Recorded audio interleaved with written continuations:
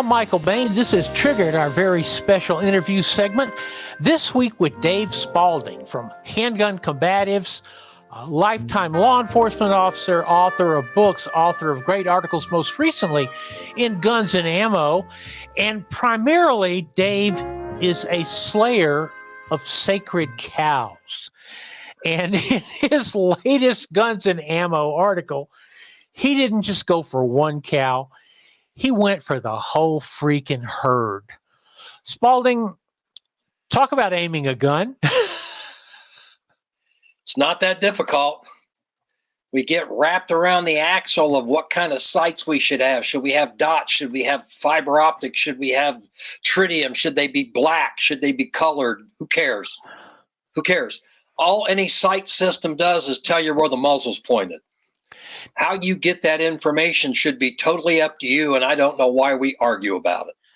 Now, that's a critical point you just said there. This is from the article. So the single most important thing you can do in a gunfight is get the gun between you and your opponent. That's right. Get the gun between you and your opponent. Till you do that, it's a fairly useless implement. Something Rob Latham once said to me, he goes, "What's the most important thing?" I said, "Sight picture." And he goes, "No, stupid, getting a good hit on the target." Yeah. And that's exactly what you're saying here. And we seem to have become more enamored with the readout on the timer than we have the results on the target. And quick misses don't end fights. They don't win competitions. I don't know why we've done that, but we have. Well, we've focused in on this whole sight picture issue. We got this perfect sight picture, which you being lifetime law enforcement, I imagine nothing is ever perfect in a gunfight. No, never.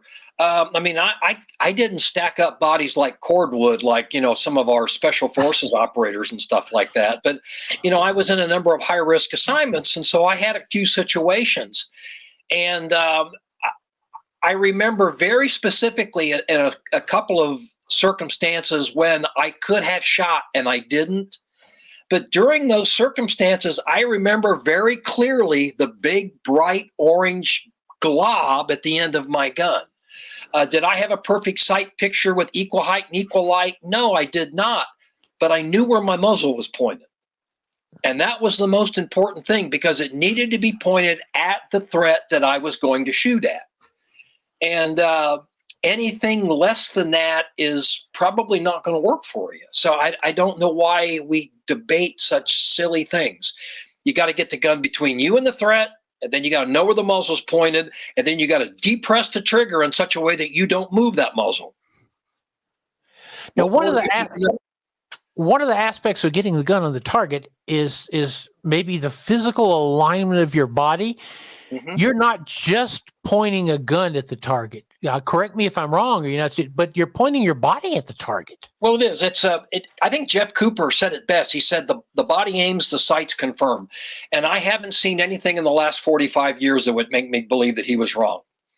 But it's actually an act of proprioception, and that's one of those words that everybody likes to use right now, like it's new. It's not new. It's old. It's basically body awareness.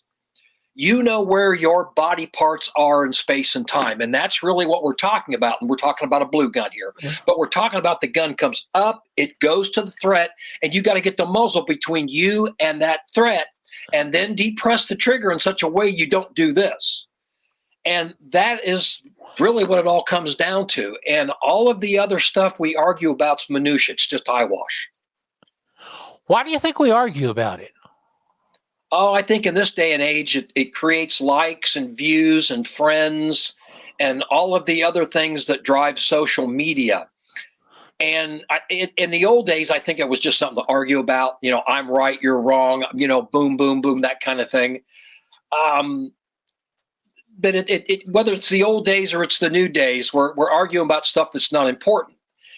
Makes people feel good. And again, in social media, it raises people's profile. And that's too bad because I think we're raising certain individuals' profile to the detriment of the people that really need solid information.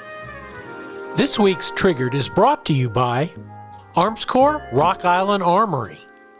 What's your passion? Rossi, The legend continues. Stoger, everyday tough.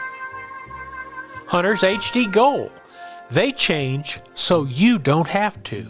MTM Case Guard, quality shooting sports accessories. And Ed Brown, the best money can buy for over 50 years. You know, I recently saw a YouTube video, and this is the truth, that it was a comprehensive review of a Colt Python, and the reviewer had stated that he only was able to use 2 cylinders of ammunition, so 12 rounds, but he had a comprehensive analysis of the Colt Python and used it on an indoor range with a borrowed gun and 12 rounds. That's kind of an odd world. I mean, you and I have fired maybe more than 12 rounds. 12 rounds, you're not even learning the trigger yet. If I had to pick up a Colt Python and I wanted to get acquainted with it, it would be 50 just before I would feel like I knew what the trigger action was going to truly feel like.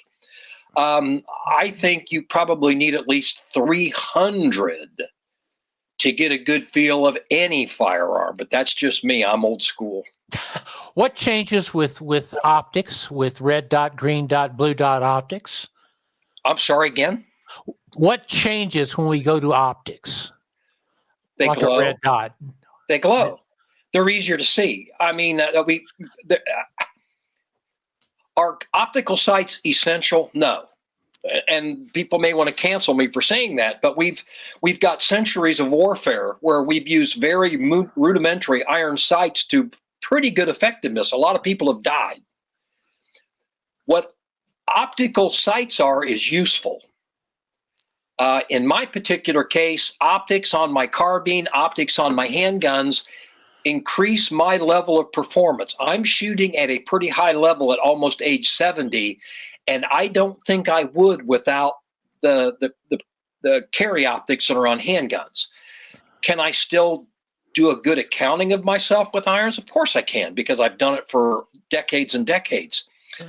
But the dot sights glow. They're easier to see, and that's really what it comes down to. You know, your design on iron sights, jumping back and forth here, you achieved a really critical point, which was that even your brightly colored fixed front sight, it was still square. It might have a circle of tritium in it or a circle of color in it, but it was still a square sight. So you got a straight across alignment with the rear sight. Well, I always tried to make my brightly colored sight square. When I was working with Rick Callahan at Ameriglow, we were creating the CAP sight, the Combative Application Pistol Sight. We brought in an eye surgeon who knew nothing about shooting. You don't want a shooter because they have biases. So we brought in a guy that knew nothing about shooting, and we explained to him what sights did and how he lined them up. And we had a number of different sights basically on a board. And he picked them up and he looked at him and he looked at him. He went down and he got this kind of curious look on his face. And we said, "Hey, Doc, what?" He says, "Well, a minute, you explained to me that you're trying to put straight edges to straight edges and across. Straight edges. Yes, sir. Why are you putting round things on them? It's optically confusing." Duh. So when we created the CAP sight, I basically wanted a bright green or orange square, basically the front sight, and I wanted to align it with a flat black rear. Now, our beta testers wanted some way to kind of get some precision shot to distance, so we put a little line at the bottom. So if you put the square on top of the line, you had equal height, equal light. So we made people happy. Quite frankly, on a combat sight, I don't think you need anything in the rear other than a window and then a square on the front, and get it somewhere in that rear window and depress the trigger, because you're far more likely to miss a shot at those distances because of something you're doing here than something you're doing here. We're coming up on the end of our 10 minutes here, but I did want to ask you if you remember when you sent me to a drugstore in Prescott, Arizona, to buy fingernail polish, pink fingernail polish, to put on the front side of a gun, and you wouldn't buy the fingernail polish. You bought the most horrendous, hideous, pinkish, pukish looking stuff I have ever seen. But in your defense, you could see it for the remainder of the class. Yeah, we were shooting SR9s, Rugers. And I went looking for orange, and you brought the nastiest looking weird stuff I ever seen.